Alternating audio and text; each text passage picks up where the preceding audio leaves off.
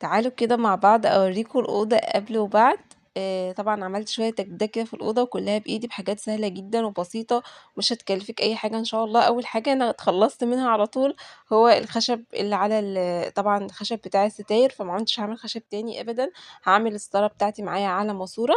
وهنا كمان نجيت السرير بايدي، وطبعا اللي عايز يتفرج على فيديو كامل مكمل لتنجيد السرير هتلاقوا فيديو عندي في القناه، اللي هو الفيديو ده يا بنات اللي انتوا شايفينه قدامكم ده اللي كان من زمان. كنت منجده سرير واحد، نجدت كمان السرير التاني علشان الاوضه هحط فيها سريرين زي ما هتشوفوا الاوضه دلوقتي في الاخر. وكمان الستاره عملتها على ايدي، خيطتها على ايدي، خيطتها زي ما انتم ما شايفين كده، وحطيتها على الماسوره بطريقه بسيطه جدا جدا وسهله ومش هتكلفك اي حاجه. والسحابه القمر دي برضو انا اللي عاملاها بايدي، خليتها كده عامله زي اباجوره في الاوضه او حاجه كده رمضان خفيفه كده لذيذه للاولاد، حبوها جدا. وهو ده شكل الاوضه بعد ما خلاص. قولوا لي ايه رايكم، انا حبيتها جدا.